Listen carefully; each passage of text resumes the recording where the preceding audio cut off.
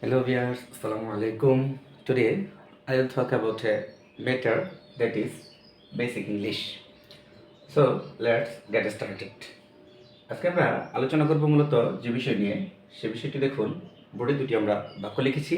বাক্য দুটি হলো ফার্স্ট সেন্টেন্সটি হচ্ছে I have nothing to say এবং সেকেন্ড সেন্টেন্সটি হচ্ছে We had reached the station no sooner than the train left. তো চলুন বাক্য দুটি আমরা ডাইভার্সিটি দেখে আসি বাক্য দুটি কেমন হতে পারে। এখানে একটি নেগেটিভ অ্যাডভার্ব রয়েছে, অ্যাডভার্বটি হলো নাথিং এবং ঠিক এই জায়গাতে একটি নেগেটিভ অ্যাডভার্ব রয়েছে, ফ্রেজাল নেগেটিভ রয়েছে, সেটি হচ্ছে নো সোনার। তো আমরা বাক্য দুটির যদি পরবর্তী রূপ দেখি তাহলে বাক্য দুটি হবে একটু এরকম। যখন আমরা নাথিংটা সামনে নিয়ে আসবো, নাথিং, ঠিক নাথিং এই নেগেটিভ অ্যাডভার্বটা সামনে আসার কারণে আমাদের এই হ্যাভ সহ অর্থাৎ অক্সিলারি ভার্বটা সাবজেক্টের আগে চলে আসবে। তো আমাদের চলে আসলো হ্যাভ, এবার রয়েছে সাবজেক্ট প্লাস বাকি অংশ আই টু সে।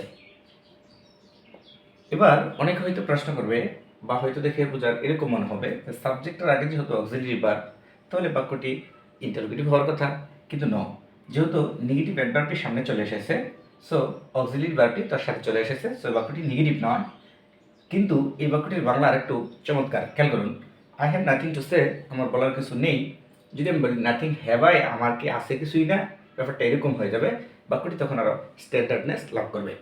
সেকেন্ড সেন্টেন্সটি দেখুন, we had reached the station no sooner than the train left. যদি আমরা বাক্যের শুরুতে নিয়ে আসি নো সুনার, তাহলে একইভাবে সিমিলারলি আমাদের অক্সিলারি ভার্বটা সামনে চলে আসবে, অক্সিলারি আছে মানে হ্যাড, নো সুনার হ্যাড। এবার সাবজেক্ট প্লাস বাকি অংশ, সাবজেক্টটা রয়েছে আমাদের উই, নেক্সট হচ্ছে reached the station, reached the station, then the train left, train left. আশা করি বেসিকটা আপনাদেরকে অনেক উৎসাহিত এবং অনুপ্রাণিত করবে ইংরেজি শিখতে। ধন্যবাদ।